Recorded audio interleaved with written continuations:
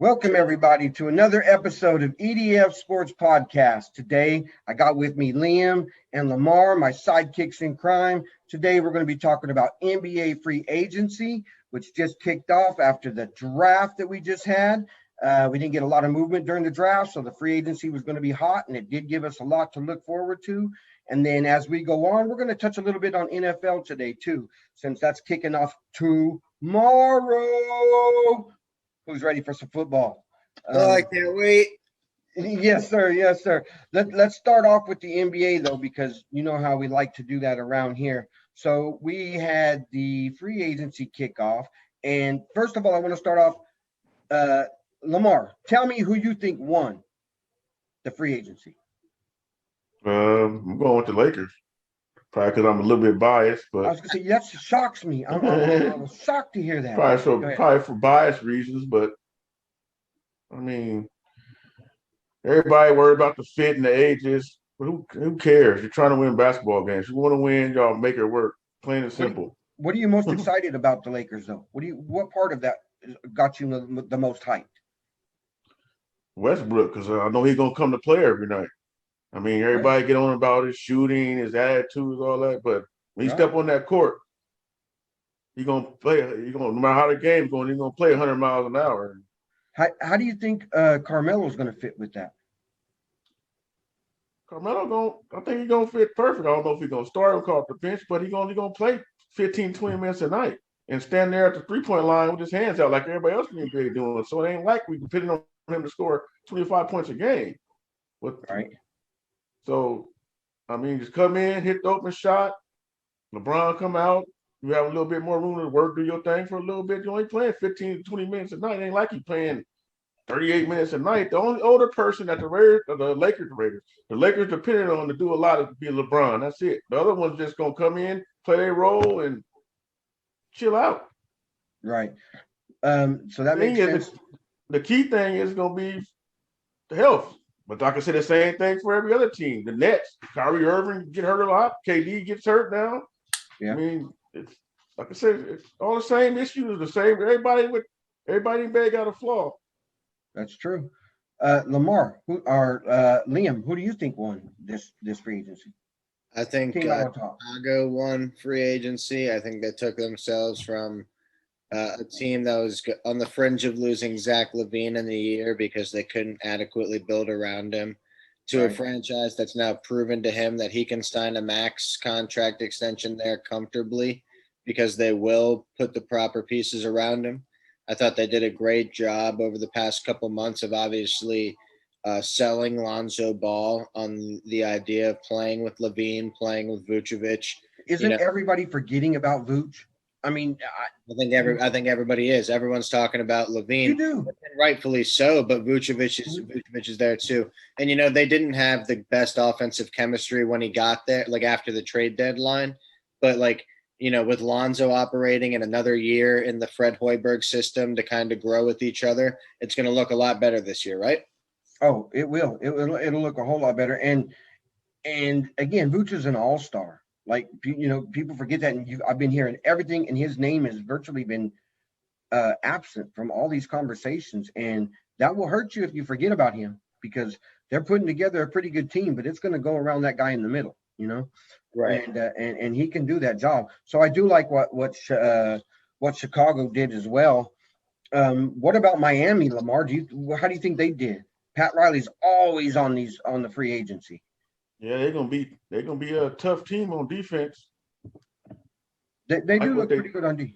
I like what they did. Got players that can defend multiple positions. If I was shocked that PJ Tucker went there, I thought the Bucks was gonna try to sign him back, but that was a good deal. And if you notice, all these teams, it seems like they're going back to getting players that can drive the ball to the basket and get it score inside. Right. What was it? Was it Lowry or was it DeRozan who went there as well? DeRozan went to the Heat. Yeah. Lowry went to the Heat. Yeah. Yeah. See, my whole thing of that was if you look at the players that they got, Tucker, Lowry, all those guys have that almost, and nobody has the same attitude. Don't get me wrong here, but they all kind of fit in the same mold as Butler.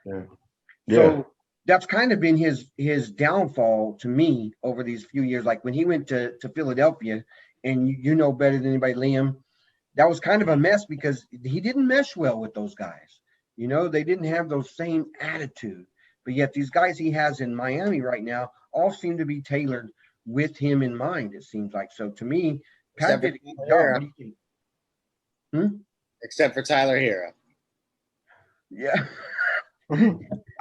You're right. And that one still kind of shocks me. But again, maybe he's not done. Riley may not be done, you know, but remember, he's young and he'll come around. I mean, you know, Butler has a way of doing that to everybody. So we got the Heat, but Liam, how do you think the Heat did? I like the moves they made. They're going to be a tough team. They're going to be tenacious on the defensive end. But, you know, so much of their offense the past 2 years has been either Jimmy Butler created or Tyler Hero off the dribble coming off of, you know, top screens. Now they have a whole new level of creation at the point guard position that Dragic didn't afford them, and a whole new level of scoring at the point guard position that Dragic didn't afford them. You know, Dragic is a good scorer, but he can't do what Kyle Lowry can do from a point guard perspective, even in Lowry's waning years. And, you know, I think it's said to be something that him and Jimmy Butler are good friends. They'll sacrifice, you know, each other's games to make it work for the betterment of the team. I think this will only make Bam Adebayo better. And, you know, I just think, like, you know, I think when it comes down to, like, you know, because obviously they're going to be a playoff team. And I was saying this when the Sixers played the Wizards in the first round this past year. Is like, am I worried about the Wizards necessarily beating us? No, not really. But, like, playing Westbrook for 4 to 7 games is just, like, annoying because he's going to be coming at you.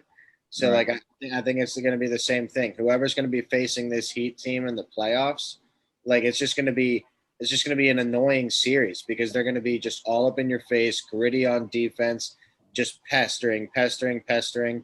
And I think it's going to be, you know, like an embodiment of Heat culture. And I think that I think this team is really shaped well for an Eric Spoelstra-led squad. That's true. I mean, all of that you said is true. But you know what I just thought of? You didn't tell me about the Lakers. So how do you feel about the moves they made, Liam? I think that they're a little archaic, and they might need some ambulances, some stretchers being brought out. You know, they're old men. Come on, they're the old man Lakers. No, but in all seriousness, I like the moves that they made because I think that they understand what they needed to do as far as just like bringing in 3-and-D pieces or shooters and, to put around Westbrook, AD, and LeBron. Because with those three, you were lacking a lot of shooting, right? A lot of shooting. So now you put the shooting back in, but the problem with age is that, like Lamar said, you're a little more susceptible to injury, and you know LeBron's been injured 2 of the past 3 years. AD has a chronic history of injuries. Russell Westbrook's getting older. Another knee injury is probably going to hurt his athleticism, which is the most important part of his game. And Westbrook's already not a good postseason player as it is. So it's going to be very dependent on health for the Lakers going forward. But, like, you know, that's part of the reason you get Westbrook is to, like, you know, let him rest a little bit while LeBron's on the court, let LeBron rest a little bit while he's on the court, take a little bit of the load off each other until you get into playoff basketball. But, you know, these pieces, they fit well with what they want to do. You just hope that, you know, they hit the shots that weren't being hit last year. Because, you know, you think about these players and, like, yeah, they can all hit threes, but, like, do any of them, like, are any of them, like, knockdown shooters that, like, are, like, Pantheon League best shooters? No. Like, they're Reggie Bullock and Malik Monk, who's had one good half season in a 4-year career. Mm-hmm. And it's I'm sorry, I'm completely blanking on who else signed. Wayne Ellington. Exactly, Wayne Ellington. Bazemore. Like good shooters, but it's not signing Seth Curry. It's not signing Duncan Robinson. It's not signing Buddy Hield, which I thought was actually a better fit than Westbrook. Although if you're going to have the opportunity to get Westbrook, you have to go do it, obviously. You kind of have to. But right, exactly. Yeah. But you notice that a minute before that Shan's report that the Lakers were reporting on Westbrook, Rose reported that the deal for Hill was just about done. yeah, so the Wizards GM must have seen that. I'm blanking on his name. He must have seen that and called up Pelinka immediately and was like, "Look, we'll make this trade. Don't send him to Sacramento. We'll get this done." It's no secret that I'm not a Lakers fan, but Lamar, is this team not going to be fun to watch though? I mean, even just as a basketball fan, I'm kind of just waiting to see how all that fits together. It's going to be must-see TV every night, whether it fails or whether it's seed. People going to want to watch for both reasons. Yeah, no, true. Right. You're either going to watch them to enjoy their downfall, or you're going to watch them to watch the thing. There's another intriguing team too. Speaking of all that in defense, the New York Knicks, who brought themselves up last year. I thought they had a great year. I mean, they even had me becoming a slight Knicks fan, watching the games, enjoying that playoff run with Rose and all. But they've kind of made some just, I don't want to say weird moves because they got good players, but it just don't seem like there is a continuity to this. So what do you think about the Knicks, Liam? The Knicks are like the Dallas Cowboys.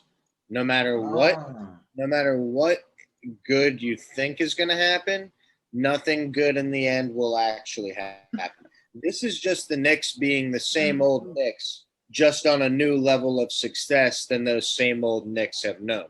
So now they're a 5-game exit in the first round. They haven't been to the playoffs since Amari Stoudemire and Carmelo Anthony, and Roy Hibbert was blocking Carmelo Anthony.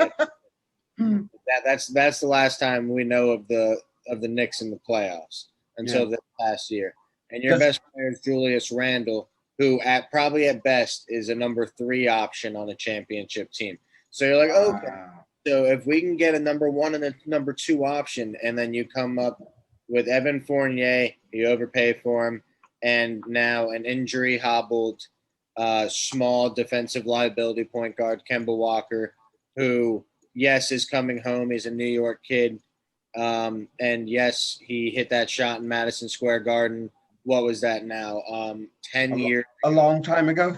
Yeah. Years ago in March Madness. That's crazy. In that building. I don't know. Like the Knicks for the past decade were making moves that like constantly were shelling out a team that is supposed to be a glamour franchise in the NBA. They get good under a new regime of front office management for 1 year, and then they start doing same old Knicks moves on a different level. Because Fournier and Kemba are better players than those same old Knicks teams used to have, but like they're not going to push any needle in today's NBA. It's it's kind of reminiscent to what the Bulls did, but the Bulls have a building block for the future. Yeah. Young Levine and a young Lonzo. This isn't a young team. This isn't like a young meshful team that the Knicks are putting together, right? And DeMar DeRozan doesn't necessarily fit with what the Bulls are doing, but you kind of had to sign him anyway, kind of like the Knicks had to sign Kemba or Fournier to show that their fan base, that they're pushing that they're pushing that needle. But they're not pushing the needle. Like this team isn't going to really strike fear in the heart of anybody, especially if Kemba gets hurt. Then what are you going to do? Right.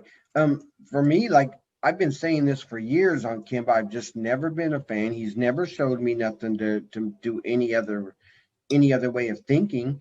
I think he's a good player. Don't get me wrong, but to me, he's a good backup on a solid team.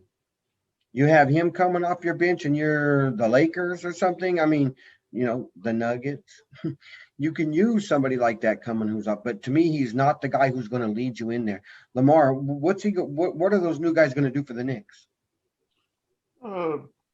Just play hard. I mean, Knicks needed a number 1, they needed a number 1 or number 2, but ain't no number 1 and number 2 out there in free agency.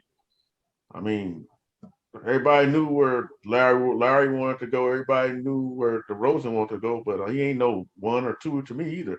But he had the money, so he had to spend it on somebody. But I think the Knicks, like I said, the Knicks looked at the street. Okay, we're gonna go at these. Then all them players they're gonna try to trade all them players to Portland at the end of the season for Damian Lillard. I think they playing the long game. They gave Fournier kind of a bad contract, but I mean, so I see you think the Knicks ain't like the bad contracts they was giving away 2 or 3 years ago. No, that's true. So you think they're doing this to get Dame? That's gonna be That's gonna be they're gonna try. They got to. Oh, look at that. He's pointing to the Sixers hat. So let's get that real quick. So you think this is going to set, and that's interesting because you know what? To me, for all the confusion I have about the Knicks, you just helped me understand at least one way that this could all be making some sort of sense. And it's going to be like, here, Portland, take whoever y'all want in these 3 or 4 draft picks and trade them. They still got some good picks to give away too, don't they? Yes. So Liam, you think he's going to go to the Sixers? Because where is he going to leave? Is it a done deal? Is he out of Portland? I think he's going to be in Portland this year. I think he'll probably be on the move next year after an inevitable first-round playoff exit. Because, he says to the franchise that he wants, a little validation or a little proof that they're going to move forward and really try and contend. And what do? I mean, you give Norman Powell $18 million. You gave Norman Powell the same contract as Duncan Robinson, and who's a better player in a vacuum? Probably Norman Powell. Definitely Norman Powell. But you're giving $18 million to Norman Powell. You sign Tony Snell and Cody Zeller. What are you proving to Damian Lillard? And then you hire Chauncey Billups in a very contentious sort of way, knowing Portland's vibe as a city is a little unique, is a little more, Definitely. It's hard for me to describe, but Chauncey Billups was not the hire the Portland people wanted, and it fired back a little bit on Damian Lillard, and Neil O'Shea was very not great about it when asked about everything. And I think this all boils to a year from now because the Blazers in no way, shape, or form to me are better. No. And so I do think inevitably he will be a Sixer. It was reported the Sixers will, or the Sixers have already hired his one of his, coaches from Weber State University and longtime trainer. Daryl Morey planting a little seeds, right? But if the Sixers are, rearing to keep Ben Simmons, I think that they can put together probably the best package with the assets that they have. Unless really wants to go the route of injury-riddled Kemba Walker and Evan Fournier, or see what other packages are around the league. I think it also should be noted on the Kemba Walker front, Tom Thibodeau is not the coach for him. He runs people into the ground, and Kemba Walker at this point is not the point guard that Tom Thibodeau should be coaching. I don't think I agree with you. And I don't think he's the type of guy that could be around Derrick Rose even. Well, I mean, hey, Derrick Rose with the Knicks, and he had a bit of a resurgence last year. And to an extent, Tom Thibodeau didn't ask too much of Derrick Rose, right? He didn't ask the world of Derrick Rose last season. But now with Kemba as your franchise point guard, he's going to ask more of him. And I'm not sure if Kemba Walker is going to respond in the way that he should. I think his career is kind of on the downtick. Right. And all that you were talking about with Portland really does make you think and wonder what is Portland doing as well. I mean, you guys have given me a little bit more to think about with the Knicks, so I kind of get that. Maybe they are setting up for something to trade, and if they do something like that, it can make a lot of sense. But now you put me into the Portland side, where what is Portland doing? What was their whole thing getting? Well, the stuff that the Sixers want for Ben Simmons, I don't see him getting traded anytime soon. Why? Because that offer I seen they offered the Warriors was ridiculous. Yeah. That's ridiculous. Yeah, hell no. I'm not giving up. I'm not giving up 2 players and 4 first-round draft picks for another Man. Draymond Green. No, I Hell agree. no. No, No way in hell I'm doing that. the trade offers were so crazy, and I loved them so much because Daryl Morey is such a savage. Like, he's not going to give away Ben Simmons for peanuts, and I wouldn't either. But Yeah. like, I love the fact that he's holding his trade value all the way up here. You got to, hey, right? and if they don't find a GM, if they don't find a GM dumb enough to not do it, he gonna end up trading for peanuts. The longer you wait, the lesser you get. I mean, unless they build his trade value back up before the trade deadline. Yeah, but unless he come in shooting, all of a sudden can shoot threes now, then all of a sudden his value's back up. Sometimes you need to hit rock bottom to go back up, right? But historically, if Daryl Morey was to take advantage of one front office, it would probably be in Sacramento. So I'll take the Aaron Fox, sure, please. Yeah, Kings fans would be pissed. I'm living in the Sacramento area, and they like, no, the Aaron Fox, they Michael Jordan up here. That's true. They love him down there, huh? Well, there's one other player before we move on out of the NBA that I want to talk about, and that's because it kind of intrigues me. Some people don't think so, but what about Kawhi? Because I've been hearing a lot of rumors that he is seriously listening to offers right now. So, Lamar, do you think Kawhi leaves? No, offers from who? I heard that before free agency, but since it started, I ain't heard no names. I think teams are they ain't getting in Kawhi's games. The Lakers fell for that 2 years ago. And they was waiting on him to sign, and he played him at the end. So I don't think teams gonna let that happen to him. You mess around and wait on players to sign, and everybody else was signing. Like, man, we could have had him. We could have had him. Right. You wait and you miss out. Liam, what do you think about Kawhi? Is he playing? And we don't know if he's gonna play next year or what. They said partially torn, but they never clarified all that. So everything's a mystery with him. Yeah, but he gonna sign back with the Clippers. Liam, you think so too? Are you ready for this? This is the boldest. This is the hottest take that ever existed. Until the football one, but go ahead. Okay, sure. But Kawhi loves to live in obscurity, right? Mm-hmm. Well, what's more obscure than Portland? Norman Powell, CJ McCollum, in a sign-and trade to the Clippers, get Kawhi to Portland to be with Dame. That is Neil Olshey's signing moment. They took Chauncey Billups off the Clippers bench, right? They think he could be a really good next head coach. I don't know what Kawhi thinks, but I know Kawhi likes to live in the shadows. There's no such thing as NBA shadows if it doesn't exist in Portland. I agree there. Let's do it. Let's go, Blazers. I'm liking that too. And that would at least help me with Portland. So you guys are helping me all the way around with these trades. You're making some sense out of some stuff. I like it. Okay. Well, I agree with you, Liam. But at the same time, I get where you're coming from, Lamar. And he does seem to play these games every time he gets this opportunity. And it could be time where people are just done with that. When I first heard that he was going to listen to offers, I thought the Heat was going to be the first team in line. They said, we got our own way. We ain't got our time for these games. Yeah, Riley don't never play that stuff. Yeah. But so, guys, I'm going to say the line. Are you ready for some football? Are you ready for some football? I'm so happy. Yeah. It's here tomorrow night. We get to see somebody hit somebody, and on a football field. Football is here, guys. This is it, man.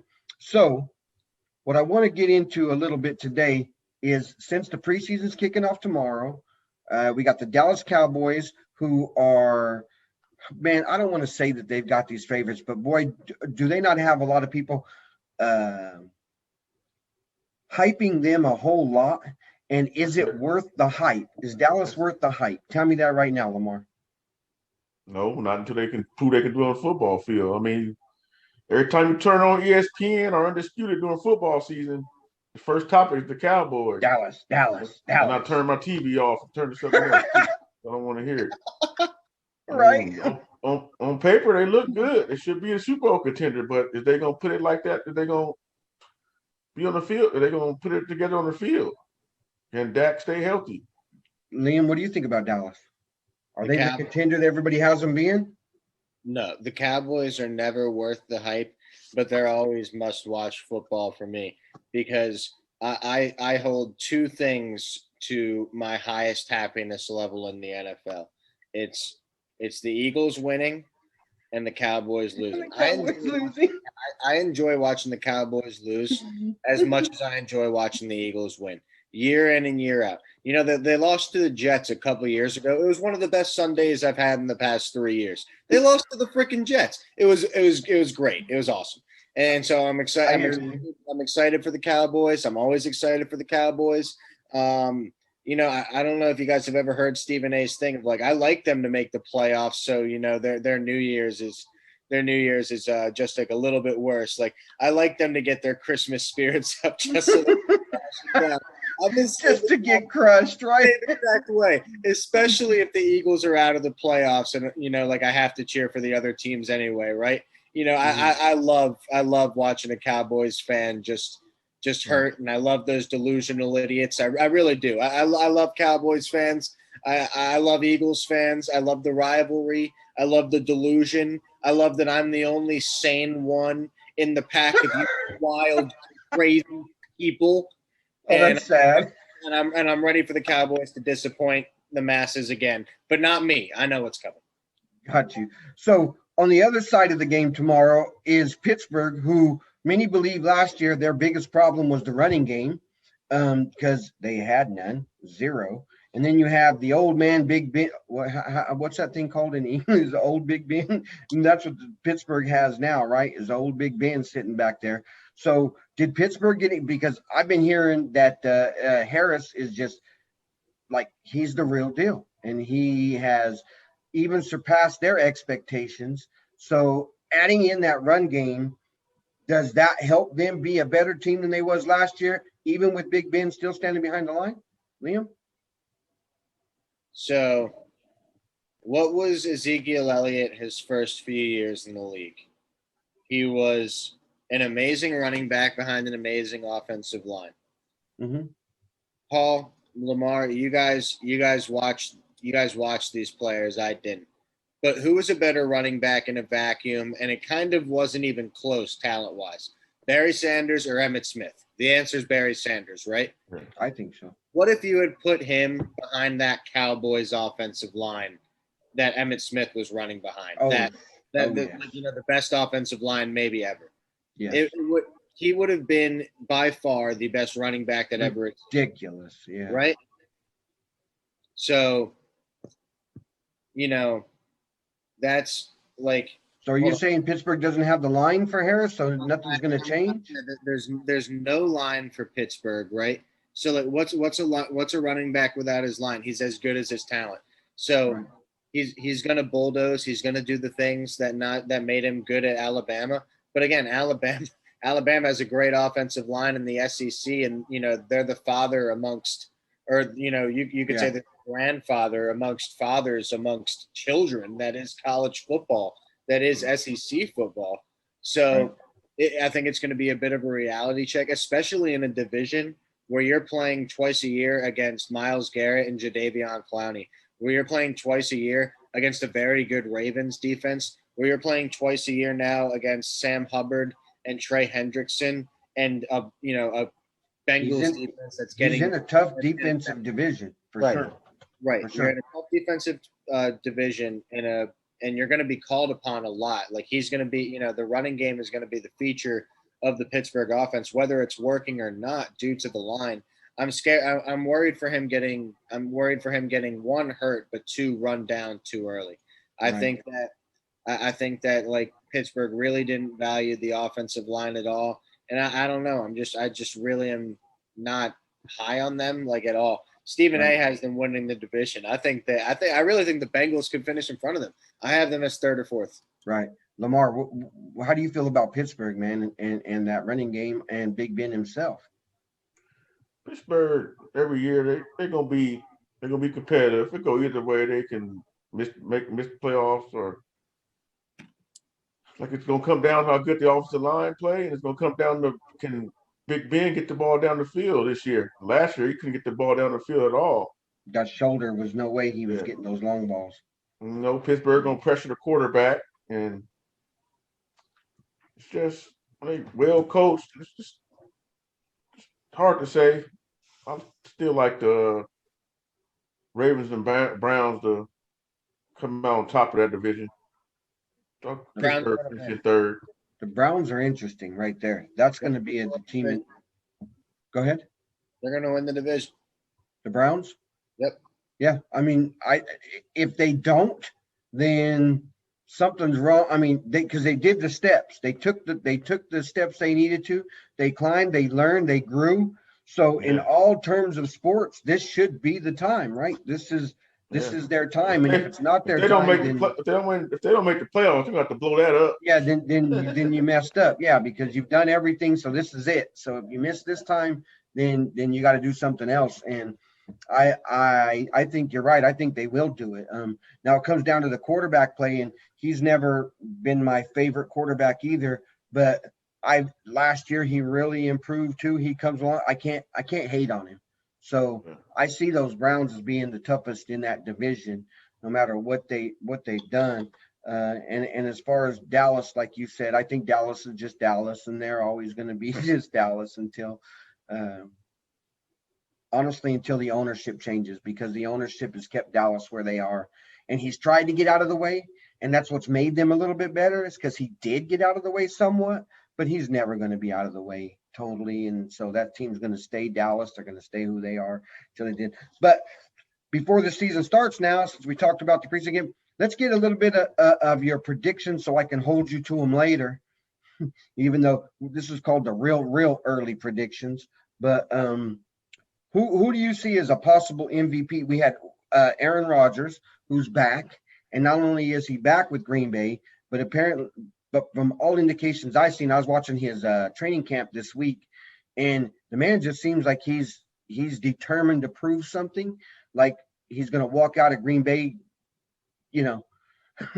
So who do you see as being the MVP this year? Lamar, tell me who you think is going to step up this year and have a big year. I want to say somebody other than him, but Patrick Mahomes, his numbers are going to be, it's hard to match his numbers. I can see Herbert being a dark horse, Josh Allen, but it's hard for me to get past Mahomes. He's going to throw 45 to 50 touchdowns. He's another one that in training camp right now has had that whole thing where all he's talked about is that Super Bowl, Yeah. And when you're a guy like him who has that kind of talent, that kind of fire, that kind of, and that's what's still on your mind is that loss, man, I expect him to have a good year. They also fixed their offensive line on paper. So that's what hurt him in that Super Bowl last year. Mahomes running for his life every play. True. But he can do it, unfortunately. Liam, who do you see as a possible MVP candidate? I'm gonna stray away from the Mahomes and Rodgers pick. And while I do think that it could be Rodgers, like you said, like he has something to prove, and MVP, like there's always some sort of narrative base to it, and I don't think that there's going to be any voter fatigue for Rodgers having won it last year, because the story this year is just too good, right? It's just too good. Right. So if he balls out, he's absolutely going to win MVP. But probably. I'm going to go with Josh Allen for two reasons. One is Emmanuel Sanders. I think bringing in Emmanuel Sanders with Diggs and to go with Cole Beasley in the slot is a very nice piece that John Brown was never able to provide them because he could never stay healthy. And Gabriel Davis, I'm not, he's not a name that everyone knows, but he came on strong. He's a very good wide receiver. And they don't use any, they don't really use their tight ends, and they don't really use their running backs too much. Singletary, Zach Moss, they're okay, but they're not, the focus of the Bills' offense, which is why I think Josh Allen can win it, is because they're not going to be running the ball too much. And my second reason is keeping Brian Daboll. The fact that Daboll didn't get a head coaching position this offseason is kind of beside me. I thought that he for sure would have gotten maybe the Chargers job. I thought he would have done wonders with Herbert, but I think Brandon Staley is good for that position. I think there's a chance that maybe he gets Denver's job next year. I think, if they don't make the playoffs, then Fangio's probably out and they're looking to get a new quarterback in the draft. I think there's, places that make sense for Daboll next year, but I say the same thing about Bieniemy every year. So I don't know if it's going to be right. If it's going to be that sort of arc and he's just going to stay with Josh Allen every year after getting snubbed for head coaching jobs, then Josh Allen's going to be in MVP conversations every year. Josh Allen last year, to me, was watching what I thought Carson Wentz would be for the Eagles, and Carson Wentz lost Frank Reich. So I'm not taking for granted that Josh Allen didn't lose Brian Daboll, because I would hate to see Josh Allen have fallen off had Brian Daboll left. And, I'm upset that Carson Wentz got hurt, now that he's back with Frank Reich, of course. Mm-hmm. But, I just see, I see ascension. I see a better receiving core. I see not a lot of run game mixed in that will take away from Josh Allen's stats. And I think I see a big year, and he's a new name. He's a fresh face, right? So voters will be happy to give it to him. I actually like that, because I like what the Bills have done, and I think that team is a really good team, and I still don't think they get the respect that they should be getting. So to me, they're like one of those teams. Everybody wants to put the chip on the shoulder and say, and I think they're kind of one of those teams that can have a little chip and say, y'all are putting us back a little bit, and we're here, But I'm going to throw you out an MVP. Drew Lock. No, all right. I'm just kidding. I wasn't going to go there. I was going to walk up the step. I had to give that to you. Okay. No, but in for all realness, Derrick Henry. And here's why, and almost for the opposite reason that you just said. You know how you said because he doesn't have a run game up in Buffalo that's going to slow that down. And I almost think like it's the same opposite way in Tennessee because of that passing game that they have now. I mean, Henry I put him at the number one back in the NFL. I mean, I don't know how you can't, but I mean, I'm sure somebody could find a reason why, but the guy is phenomenal. He had a great year, and he's always done it without that. So I figure you give the passing game that Tennessee has now, and it's just going to open Henry up even more. And so I could see him having just an extraordinary year and being in that talk anyway. Let me push back on that. So I was actually talking to my friend about it earlier, and it was actually for fantasy implications, but I think it kind of works here. So I think Derrick Henry, his best chance to win MVP was last year. I think, what did he finish in third? Okay. I think he finished in third place, with 2,000 yards. I don't see him having 2,000 yards again. One, because obviously every year he's another year older. But two, now you have Julio Jones. So the whole point of getting Julio Jones, you're not going to not use him. So you're going to be passing more, which I think is going to take touches away from Henry. You want to take touches away from Henry as he gets older. You don't want to run him into the ground as the NFL's best back, right? Right. You don't want to shorten his career. You want to keep his prime open as long as possible. So getting Julio Jones keeps it so you can't stack the box for the run, but you're also going to be passing more. I think the one team that is like going to be for sure running off the horses of the running game, game in and game out, besides like maybe Cleveland, but they have two backs. If there's going to be if there's one running back that has a chance to win MVP this year on a much improved team that should have more wins, it's Dalvin Cook on the Minnesota Vikings. Okay, I could see that. I mean, Cook has always been, to me, he's always got that little injury click too. But when he's rolling, he's definitely up there as far as the top backs go. I don't know if I'd put him straight up into that MVP kind of thing yet, but I sure do get what you're talking about with Henry in that passing game, because I mean, that's obvious that's why they did it. But in that same respect, to me, I agree with you at the lesser amount of touches that he's going to get, and it's best for that, and that's why they did that. But I believe it's going to be that attrition of more yardage per less carries. So he's going to get that getting more yards than he has been. Then it's like they're going to be impossible. Maybe he'll just look better. How's that? Maybe he won't get that 2,000 yards. Maybe he'll get 17, but he's going to look better doing it because of that offense. They're going to be unbelievably hard to contain. I'm looking forward to watching Tennessee. I mean, again, I've never been a Tennessee fan, but I mean, I'm looking forward to it. That offense is going to be something to watch, and they don't have a bad defense either. So, it's going to be a pretty good team. We had a lot of there's a lot of rookies, and I want to break this up. I want the rookie of the year, but I want both. I want an offensive rookie and a defensive rookie, and you both probably know why I'm using two of them. And this one's not going to be a joke, so I'm going to throw it out, and you probably know who that is. But give me who you think, Liam or Lamar.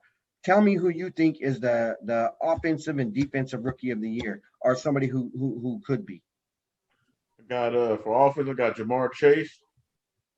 Just based off his I love it, connection with Burrow from college.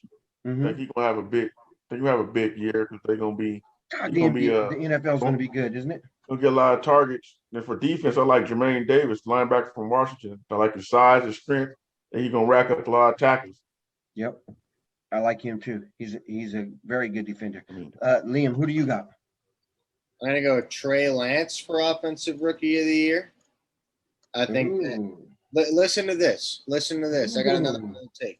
If Trey Lance starts week one and plays a whole season, he, as a rookie, will finish top 5 in MVP. And for defensive, that's a fun one to think about.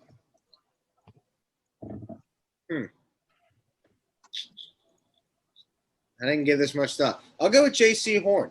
I think that he plays in a division where there's going to be asked a lot of, right? So he plays in the NFC South, and so that means that 6 times a year he's going to be playing Mike Evans and Chris Godwin and Gronk. He's going to be playing Kyle Pitts and Calvin Ridley and, well, not Julio Jones anymore, but so Kyle Pitts and Calvin Ridley. He's going to be playing Michael Thomas if he's there. You never know. Right. And Taysom Hill if he's not playing quarterback, and Alvin Kamara, who's a great threat. So I think a lot's going to be put on his shoulders, for a Carolina team that looks to be good going into the future as Tom Brady and Matt Ryan, get into their swan songs of their career. Right. And I think a lot's going to be asked of Surtain too. So you can't go wrong with either of those picks because he plays in a good receiving division as well. Yes. But I'm gonna go with J.C. Horn because I think that he brings a more physical level to the secondary than Surtain does, who brings a more technical side to it. I think you can put Surtain as kind of like a weak side linebacker, kind of like the Saints and Eagles used Malcolm Jenkins. So I think the versatility of J.C. Horn. That's my pick. I happen to love J.C. Horn. I would have not been upset at all if the Broncos would have took him instead of Surtain. I mean, that's how much I really like that guy. He's one of the toughest cornerbacks that was in the draft. He has that attitude. He's comes to play. I love the guy. So that's a good pick. For me on offense, and don't laugh, don't go, but I think Lawrence is going to surprise people in Jacksonville. I really do. I had my doubts about him, but after seeing so much of him in preseason already, the guy he's I don't want to say it because it's too early, but man, the guy can play. He really can play. All right, but Paul, elaborate a little bit, because when you say surprise some people, you have to. This dude's heralded as the best prospect since Andrew Luck. I personally think he's the best college player I've ever closely watched. So when you say surprise people, what do you mean? How do you surprise someone? Because all preseason, if you watch like I get stuck on NFL Network every morning watching the training camps go on and the daily thing that they got going on, and I'll be damned if you do not hear his name. Like they're talking about all these other people. They're talking about all these that, they're stuck on Harris in Pittsburgh. I mean, they did the NFL Network loves them. Okay. And so to me, he's kind of fallen back in the talk.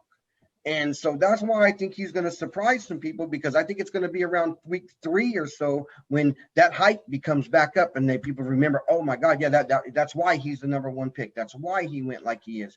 So I don't mean like this huge surprise, but the way that he's fallen back, I think he's just going to jump back up there is all I'm saying. And then go ahead. 1 year from now, are we going to be talking about Lawrence the way we're talking about Herbert after his rookie year? I believe so. We're talking about Herbert could be a top 5 quarterback for the next decade after 1 year. It's the way we talked about Mahomes. Are we going to be talking about Trevor Lawrence this way? I think so. And the only reason why too is because none of it has been that big for him. None of it's been too big for him. Like, he's taken this all in stride. He looks like he done it already. Same way he did when he came in as a freshman at Clemson. And he just took them the way he did, like it was like he had done it every day, and apparently from all I've seen, that's the way he was in high school. It's just this character of this kid and the way that he plays and the way that he handles himself. And so I could definitely see that happening. Now I want to go to that defense because I'm going to say Surtain. And again, it's only because I've been watching so much of their training camp this year. And here's what I see of him. Like, thank God he's on our team, because he's got Drew Lock's number. He's got Bridgewater's number already. And what that tells me is that this is a kid who looks at the quarterback and can see something, because he can peg you out that fast. And that's the way that I've been looking at it. As I see him playing, I'm thinking to myself, man, you can see the wheels turning in his head. Like, he's sitting there watching, going, you know what? Watch, when he kicks, or when he does this, it goes there, and it's like he sees this because he gets their numbers, and he far exceeds a rookie. Like, his again, just almost like Lawrence, he's come in, he's surprised everybody there as far as his attitude and his play, and they're already talking about him being able to do multiple positions. Okay, they want to put him in the slot. They want to put him outside. They think they can do a lot of things with him. Whereas you guys know, when you come in as a rookie, they want to hone one thing for you. You want to start to hone that one thing before they venture you out and have you do other things. So it's a little bit rare for a rookie to come in and have the freedom that he's getting right now, and the way that they are trusting him to be able to go and do these multiple positions. So for me, I'm going to go with Surtain, and then I'm going with Lawrence and that might be a cheesy pick. You can say I'm jumping on that or whatever for the number 1 pick, but that's who I think that those two are going to be in for that reason. There are a couple of guys that are coming back this year that and I will say this, Liam, that people are forgetting about, and you don't hear about them, but these guys are good. And I want you guys to tell me, before I tell you though, who do you see as being a person coming back this year who's going to make a big jump and let us remember who they were? Lamar, who do you see? Saquon Barkley. Oh, I love it. I mean, guy can run, can catch, so he definitely can have a 1,000 season with his skill set. But it's going to be up to Giants. They can. Them Giants keep teams, Daniel, right, Liam? Keep Daniel Jones upright and keep Barkley upright.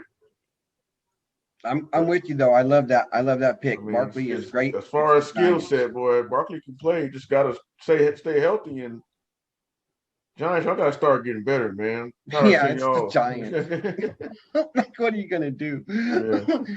Liam, who do you see as a guy coming back? That's a great pick, Lamar.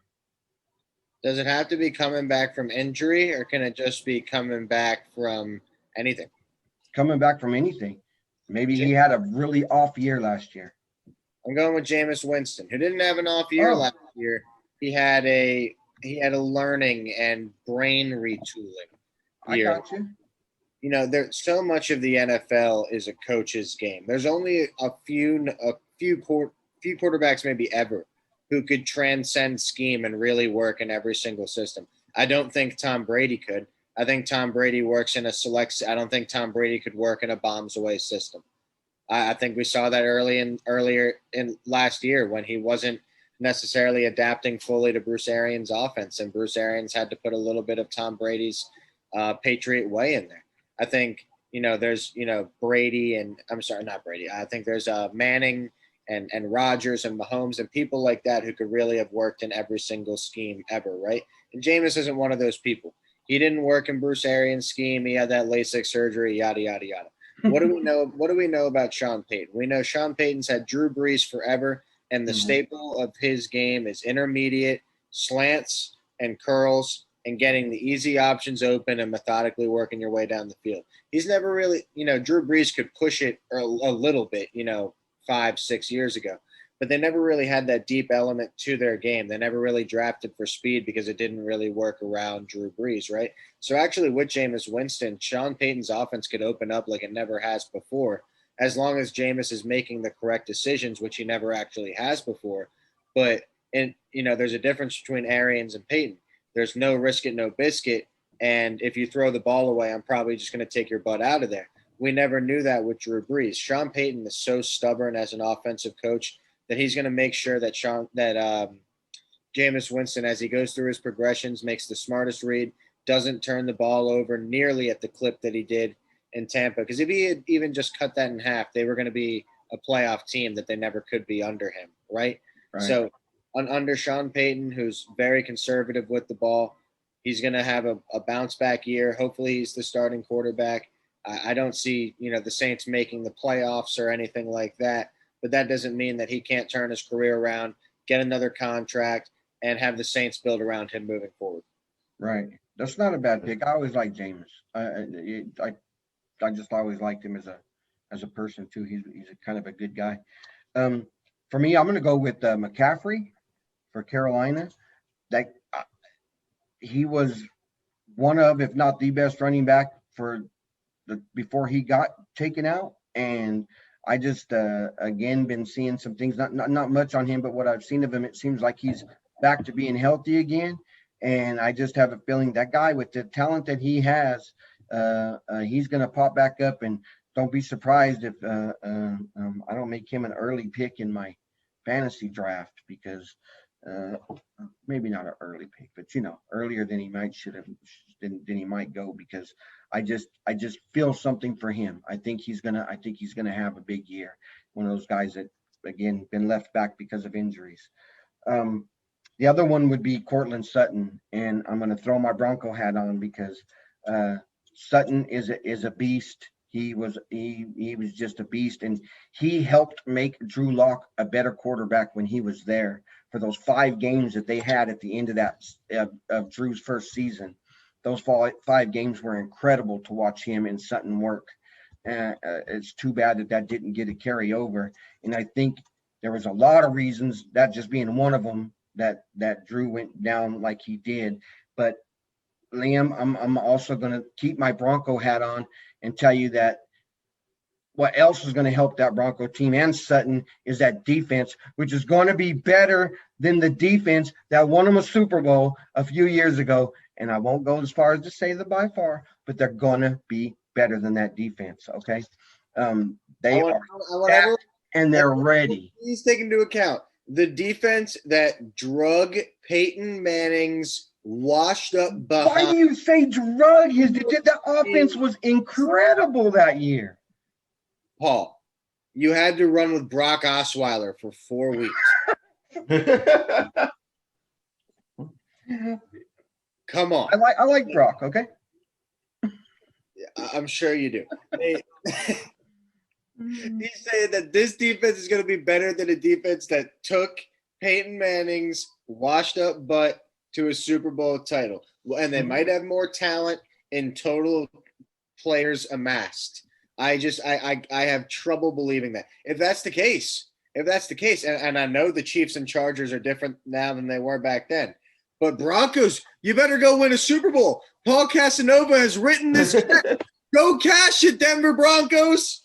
That is right. And listen, here was a difference. Here's the 2 things that are different. First of all, that one, as I said already once before, that was a water boy team where I'm not going to disrespect them like that. Water boy team. But Von Miller was a monster. He dictated everything on that defense that year, and it helped tremendously some of those other positions that they were lacking at. This time around, they have people at all those defensive positions, and they have a defensive coach who's finally going to get the style and the people that he is used to playing, and a defense that he can implement, which he hasn't got to implement yet because the pieces weren't there. So when this defense is finally going to have all that he needed, all he wanted, and I heard you say earlier about looking for another coach, and I agree. If he doesn't pull this off this year, if he doesn't, I don't even know if they have to maybe get to the playoffs. But you better win. You better win a lot of games. You better win more than you lose, or else you were probably 100% right. They'll probably go looking for another one. And if they are that bad, then it's going to be, once again, you're going to be right. It's going to be because of that quarterback play, and they'll be looking for that quarterback coming out next year. Shannon Sharp, come get your man. You, Paul Casanova, the staunchest Denver Broncos supporters in all the land. Ed McCaffrey, don't leave him out. Ed's diehard. Okay, don't leave Ed out. Right. Yeah. He's got a great show. You got to catch Ed's show. Okay. Denver locker room, right? Yeah, he's great. All right, Ed McCaffrey, and he's so stone cold Broncos. I just love it. Like, the guy is diehard. I wish he would have got his son some. There's Mark Schlereth. Yeah. Man, I got a touch of a problem with Mark. Okay, I mean,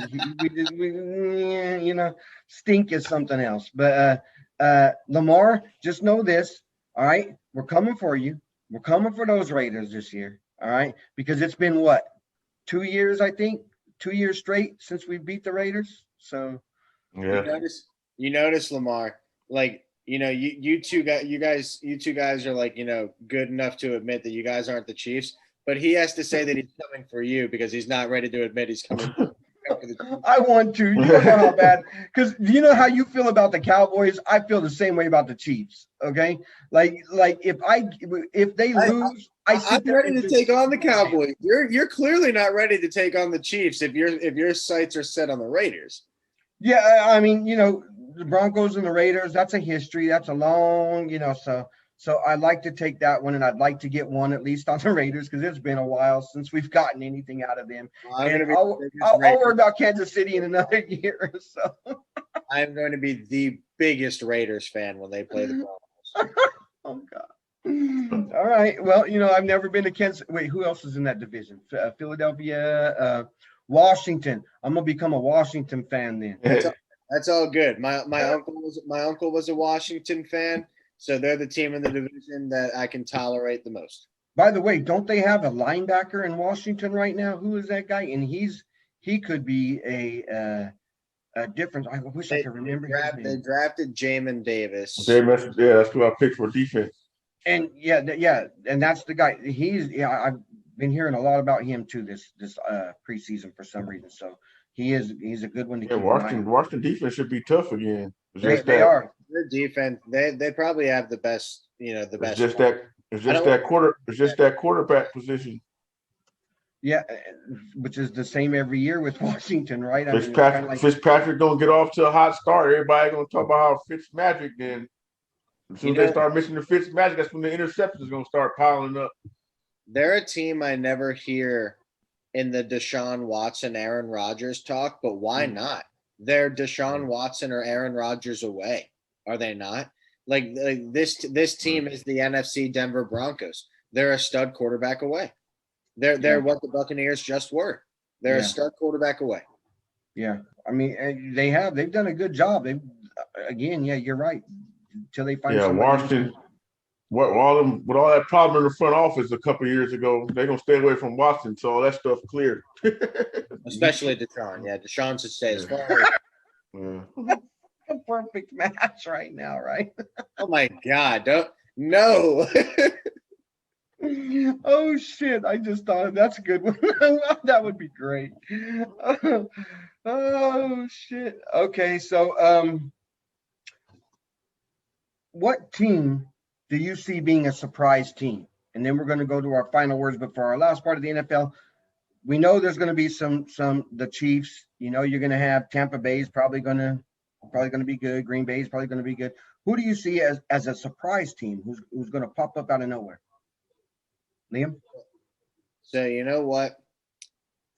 I'm not going to choose the Eagles. A lot of Eagles fan base are actually super optimistic because we have depth at both offensive and defensive line, and we're just like those two positions are too good for us to like be as bad as maybe I think our talent forbids us to be.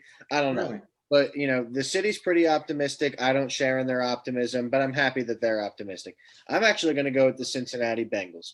And while I still think they could finish fourth in the division, and I certainly don't think that they finish ahead of the Ravens or the Browns, I really like the way that they're headed. I think that they're kind of like the Browns a couple years ago, and that they're filling in the pieces well around a quarterback that they really like.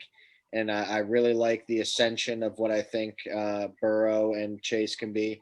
And if we don't see a lot this year, as far as if I'm just wrong and we don't see that next step this year, I think a coaching change is in order, and you go from there. But I like the moves that they made on defense with Hubbard and Hendrickson, and Jesse Bates is the NFL's best kept secret. He's the best player that nobody knows about because he's a Cincinnati Bengal. Tyler Boyd is criminally underrated the past 3 years, again probably because he's a Cincinnati Bengal.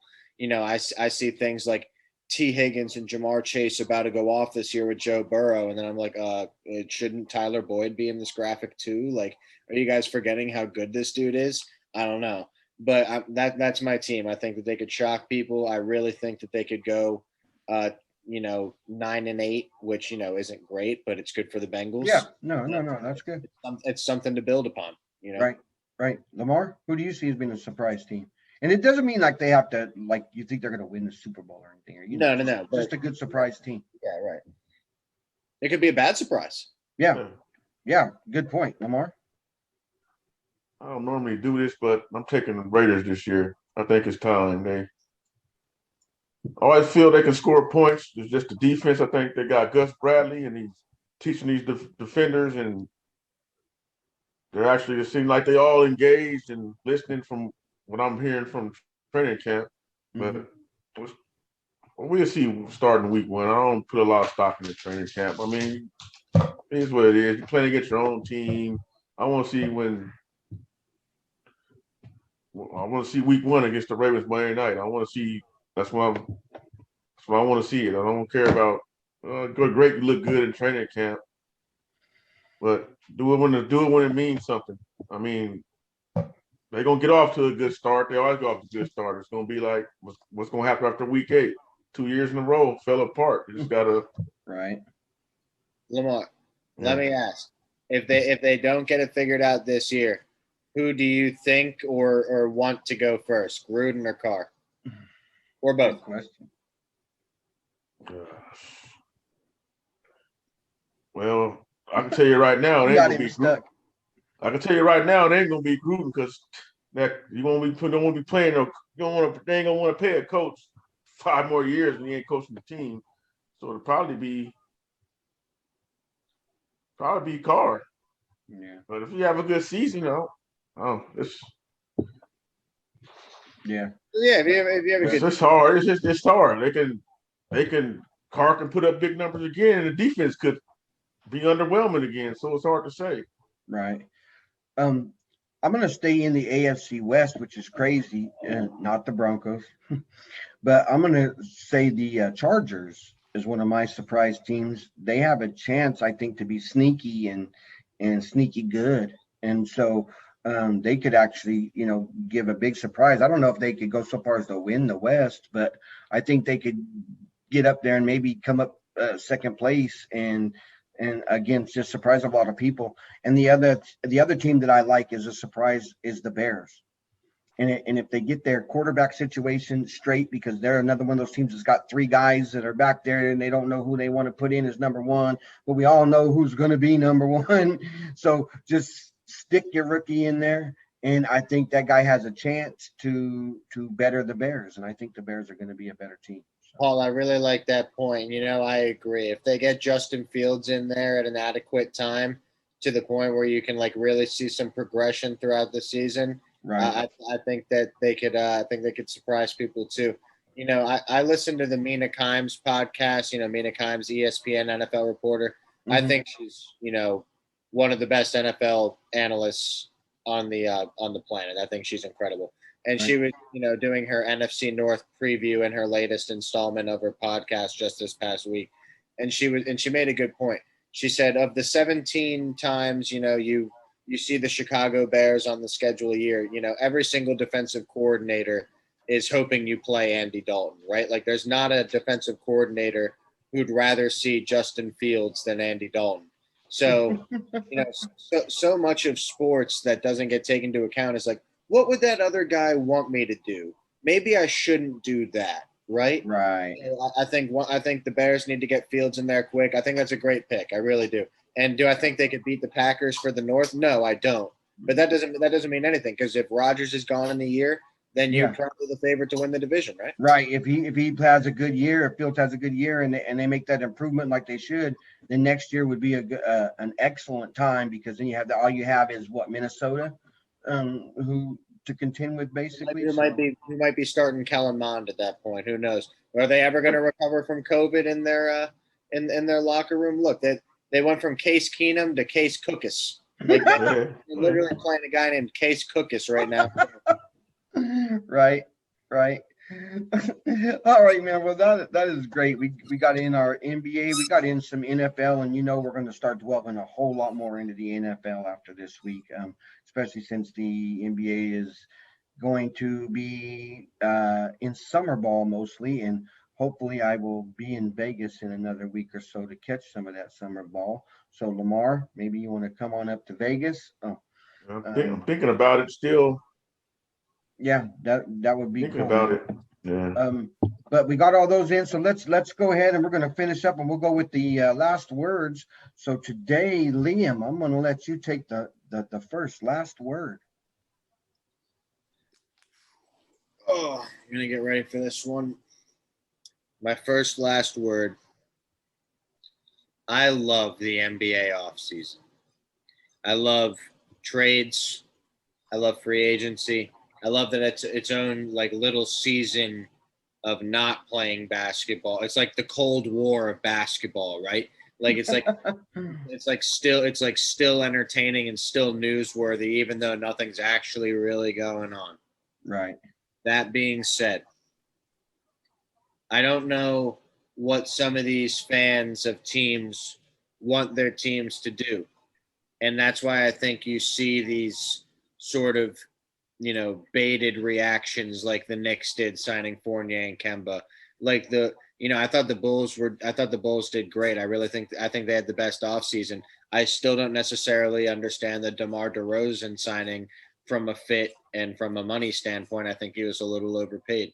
So to my Sixers fan base, I think it is okay, the fact that we haven't, pulled the trigger on some of these players who weren't going to push the needle. I wouldn't want Evan Fournier at the price the Knicks paid for him.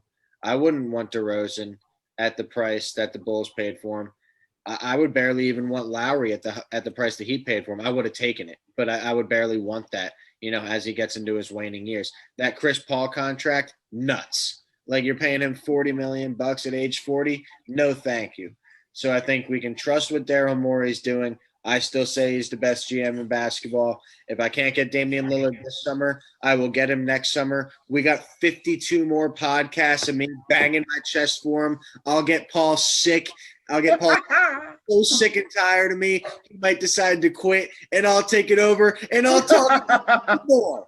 That's my last word. Damian Lillard to the Sixers still. I love it. Lamar, what you got for your last word? I'm gonna need some NBA. I'm gonna need the Lakers to get some NBA team to agree with a sign and trade with Shooter, so we can get another player. You think they need another shooter, huh? Can never have enough. Never have enough. It was rumors floating around today that they was gonna try to jump in that 4-team deal with the Wizards and for Dinwiddie, that they was gonna try to jump in that, and there's rumors it's gonna be like a 6 to 8 team trade, and the Lakers went on there with Buddy Hield somehow. But I think it's dead now. But hopefully another team can. LeBron for Ben Simmons. Huh? Schroeder and LeBron for Ben Simmons. All right. So give you Shooter and 8 draft picks starting in 2030. You guys already got rid of Kuzma. Like, no Schroeder and Kuzma. Like, come on. For me, my last word is going to be on the Denver Nuggets.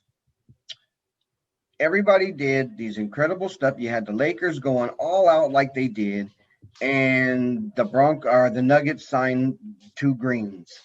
Now, I like both of them. Jamal Green did good for us last year. JaMychal. I'm sorry. JaMychal Green did good last year for us and all that. But did they make the moves to get better? I mean, it's not like we were the best team in the West and we had bad luck because Jamal Murray went down.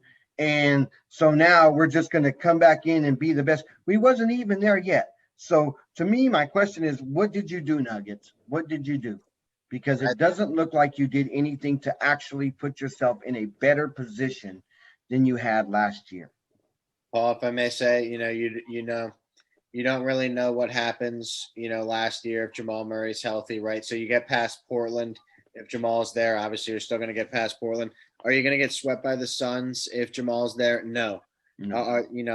I would have taken you guys to beat the Suns, but that's still up in the air. I think it would have been a long series. It could have gone either way. Right. So you don't know what this team looks like in a playoff format with Jamal and Aaron Gordon.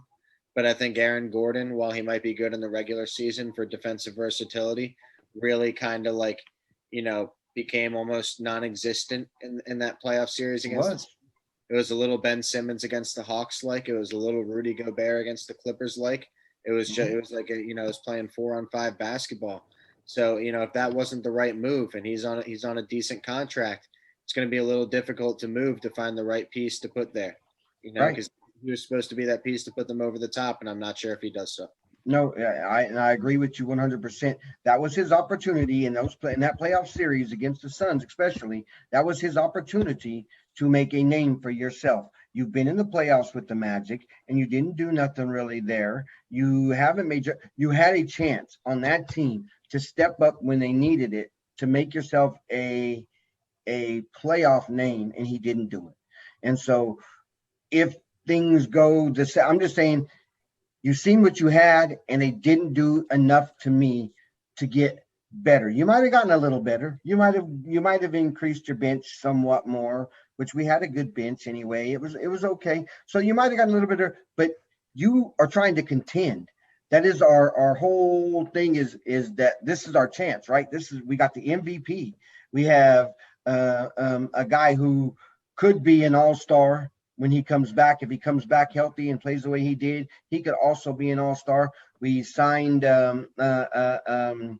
Will Barton again, so we're trying to keep the team. But when you keep a team, that's fine because we had great players, but you've got to take that next step. And you didn't do anything to me in this offseason. You kind of just played the safe game. They played the safe game, and I don't think you're good enough, and it breaks my heart. That's all. I don't think they're good enough to play the safe game, so I would have liked to see them do. Now, of course, we ain't even got to summer ball yet, so they still have an opportunity. I don't know, but I don't see it happening. So. Well, Paul, just back to my last word on the Sixers, what of the moves made in free agency do you think would have put the Denver Nuggets over the top? Because you don't want to reach like the Knicks did and then end up with nothing. You know what I'm saying? If they didn't really, they didn't necessarily have a move to make, but if Aaron Gordon wasn't there, who would you have signed, or who could you have signed anyway? I don't mind Aaron Gordon, but I think you could have went after a point guard because we don't have the knowledge to know if Murray's going to come back. Now, I've seen all this stuff that's showing him shooting already, and you see that he's coming back, and everybody comes back from those knees anymore. So there's no indication that he won't come back and be good, but he's not going to start the season for you. I believe the earliest I've heard is Christmas. So to me, you could have went and got a guard because Monte is not going to lead you. Monte is a great backup point guard. He's good. He's a good backup point, but that's what he is. He's not the guy who's going to lead you in there. And who else do we have? So to me, I would have liked to see him go find a point guard. When you had Lowry out there running, now I know he wasn't nowhere in their picture. He wasn't nowhere in Denver. I mean, he didn't have Denver in mind. I understand that. That is someplace that, but that's the kind of guy I'm talking about. You could have went after somebody who could have helped you on that at your point. I think I'm not sure if you guys really have the money for it, but I think a guy that would have worked well for you guys is really any of the guys that the Lakers picked up. I think Wayne Ellington Yeah. signing. But I actually think I think Tim Hardaway would have been a good signing. He was a little expensive with the Mavericks, and like I said, I think Duncan Robinson got way overpaid, but that would. Oh man, big time. Right. I think Denver needs a 3-point shooting wing for sure, and definitely someone who can create a little bit.